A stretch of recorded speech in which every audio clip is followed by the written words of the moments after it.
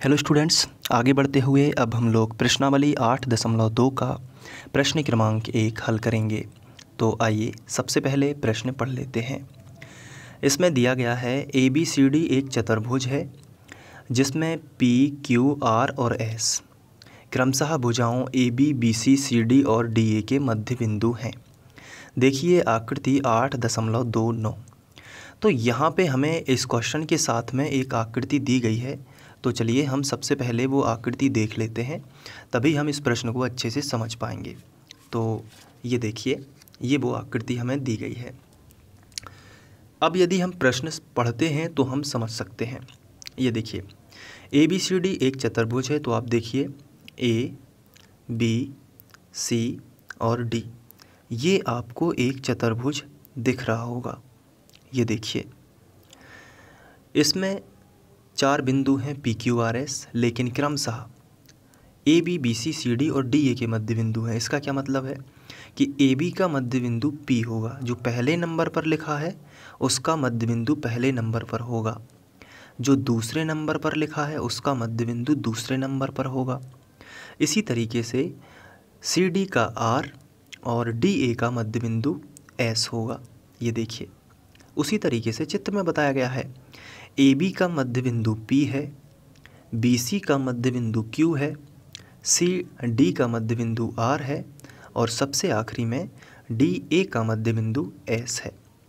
तो P, Q, R, S ये चारों मध्य बिंदु हैं अलग अलग भुजाओं के। ठीक है, इसके साथ साथ क्वेश्चन में हमें एक चीज़ और मेंशन की गई है कि AC उसका एक विकर्ण है। किसका? ABCD चतुर्भुज का। तो A और C को मिला देते हैं ताकि हम विकर्ण को दिखा पाएँ। तो चलिए मैं यहाँ पे मिला देता हूँ। तो यहाँ पे हमने A को C से मिला दिया है। अब हम स्टार्ट करते हैं इसको हल करना। तो सबसे पहले हमें जो दिया गया है उसको लिख लेते हैं। हमें क्या दिया गया है हम क्वेश्चन में ही देख के लिखेंगे। ABCD एक चतुर्भुज है, ये पूरा यहाँ से, और जिसमें PQRS भुजाओं AB, BC और DA के मध्य बिंदु हैं, तो यहाँ तक हम पूरा लिखेंगे। उसके बाद AC एक विकर्ण है, ये भी लिखना है। तो कुल मिला के हमें ये पूरा ही लिखना है यहाँ से लेके यहाँ तक। तो चलिए लिख लेते हैं, यहाँ पे स्टार्ट करते हैं। तो इस तरीके से आपको लिखना है। ये पूरा ही क्वेश्चन में से देख के ही लिखा गया है, तो आपको आपका जो टाइम है उसको बचाते हुए इस तरीके से लिख दिया। इसके बाद जो हमें सिद्ध करना है वो भी क्वेश्चन में ही देख के ही लिखना है, तीनों पॉइंट, तो वो भी मैं यहाँ पे लिख लेता हूँ। इस तरीके से सिद्ध करना है और दिया है, दोनों क्वेश्चन से ही हमें लिख लेना है। इसके बाद हम बात करेंगे उपपत्ति की। तो हेडिंग डाल लेते हैं उपपत्ति। तो इस प्रकार के जितने भी क्वेश्चन हैं जिसमें हमें मध्य बिंदु दिए होते हैं उनमें मध्य बिंदु प्रमेय लगता है और इनको हल करना काफ़ी आसान होता है। इसमें हमें विकर्ण जो AC दिया रहता है और यहाँ पे भी जो हमें सिद्ध करना है उसमें AC शामिल है, तो हमें ऐसा त्रिभुज लेना है जिसमें AC शामिल आ जाए, यानी AC शामिल हो जाए। तो ACD ये एक त्रिभुज आपको दिख रहा होगा। तो सबसे पहले हम ये त्रिभुज ले लेते हैं, त्रिभुज ACD में। अब इसमें यदि आप देखो तो DA का मध्य बिंदु S है और DC का मध्य बिंदु R है। तो हम यहाँ पे लिखेंगे कि DA और DC के मध्य बिंदु S व R हैं। DA और दूसरी भुजा बताइए क्या है? DC के मध्य बिंदु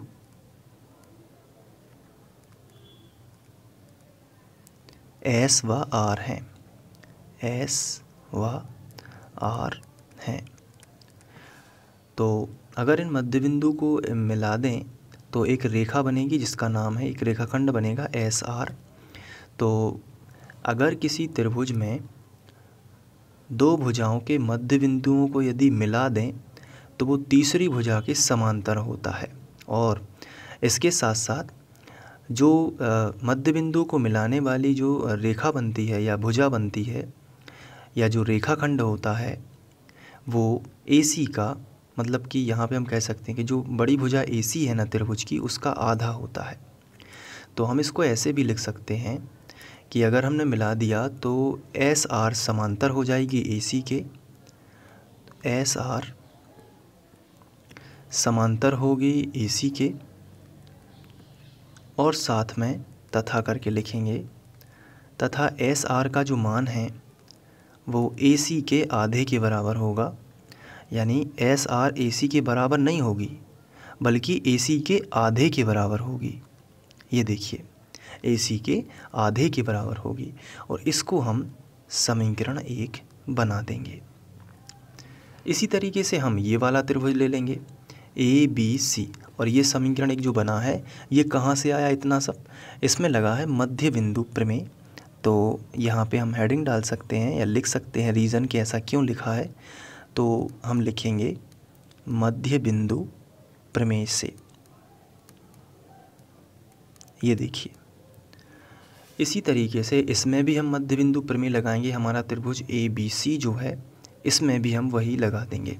तो हम लिखेंगे त्रिभुज ए बी सी में, इसमें मध्य बिंदु प्रमेय लगेगा, यानी कि ए बी का मध्य बिंदु पी है और बी सी का मध्य बिंदु क्यू है। तो हम लिखेंगे ए बी और बी सी के मध्य बिंदु क्रमशः पी और क्यू है। तो लिख लेते हैं ए बी और बी सी के मध्य बिंदु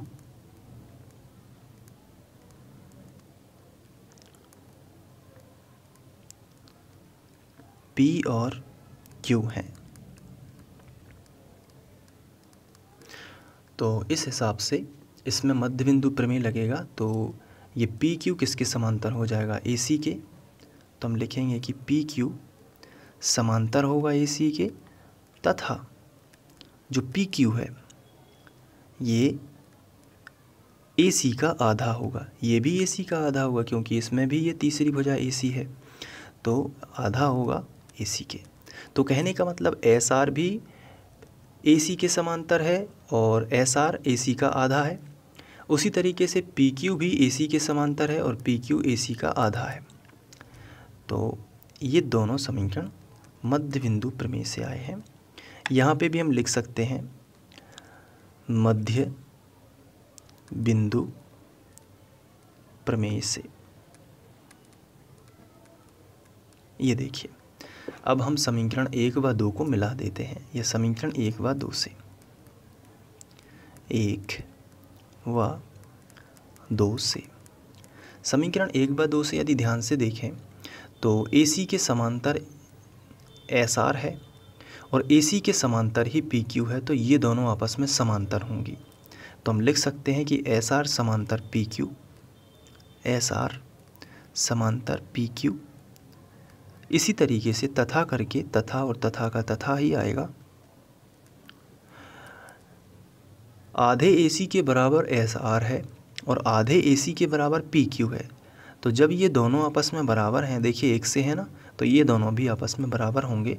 तो तथा करके हम लिखेंगे कि एस आर बराबर होगा पी क्यू के, और यही हमें सिद्ध करना है। यदि आप ध्यान से देखें तो पहले नंबर पर हमें यही सिद्ध करना है कि एस आर समांतर ए सी, यहाँ पे देखिए एस आर समांतर ए सी और एस आर बराबर 1/2 ए सी। तो ये तो यहाँ पे ही हो गया था पहले नंबर पर, तो ये हो जाएगा फर्स्ट प्रूव्ड, यहाँ पे हो गया था ये तो, ठीक है। और सेकंड नंबर पर जो हमें सिद्ध करना है उसमें आप देख सकते हैं कि जो सेकंड नंबर पर हमें सिद्ध करना है उसको ज़रा ध्यान से देखिए, पी क्यू बराबर एस आर। तो ये देखिए पी क्यू बराबर एस आर, ये प्रूव हो गया है ना। तो ये हम लिखेंगे कि ये सेकंड जो है प्रूव्ड हुआ है, ठीक है। ये सेकंड नंबर पर जो हमें सिद्ध करना था वो प्रूव्ड हुआ है। अब हमें तीसरे नंबर पर क्या सिद्ध करना है कि पी क्यू आर एस एक समांतर चतुर्भुज है। तो इसको देखिए पी क्यू आर एस एक समांतर चतुर्भुज हमें सिद्ध करना, तो ये असल में सिद्ध हो ही गया है। क्यों? क्योंकि एस आर अगर पी क्यू के समांतर है और ये दोनों आपस में बराबर भी हैं, जो भुजाएं समांतर हैं वो बराबर भी हैं, तो उनके संगत शीर्षों को मिलाने से बनी दो भुजाएं भी आपस में समांतर और बराबर होंगी, और आमने सामने की भुजाएं बराबर और समांतर होने से वो एक समांतर चतुर्भुज बनेगा। तो हम लिखेंगे कि उपरोक्त स्थिति में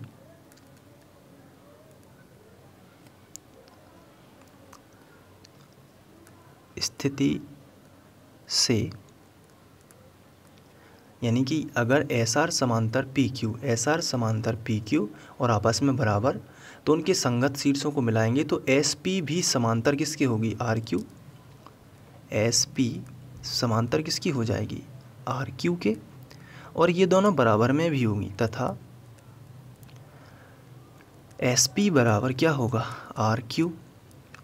तो अगर हम इन दोनों को ध्यान से देखें तो SR बराबर PQ, SR बराबर PQ और समांतर भी है, और ये बराबर ये और समांतर भी है, यानी कि SP RQ के बराबर और समांतर भी है। तो हम कह सकते हैं कि इसलिए चतुर्भुज PQRS एक समांतर चतुर्भुज है, एक समांतर चतुर्भुज है, समांतर चतुर्भुज है। ये हमारा 3rd नंबर का प्रूव्ड हो जाएगा। तो इस तरीके से हम इसे हल कर सकते हैं, आप चाहें तो इसे नोट कर सकते हैं। मैं यहाँ से आपको दिखा देता हूँ, तो आप अपने नोटबुक में नोट्स बनाते जाएंगे और इसे सॉल्व कर लेंगे। ये रहा चित्र जो कि आपकी किताब में भी बना हुआ है, तो ये देखिए।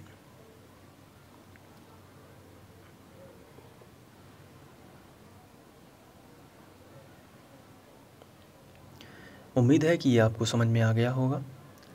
अब इसके बाद हम लोग दूसरा क्वेश्चन करेंगे। Thank you.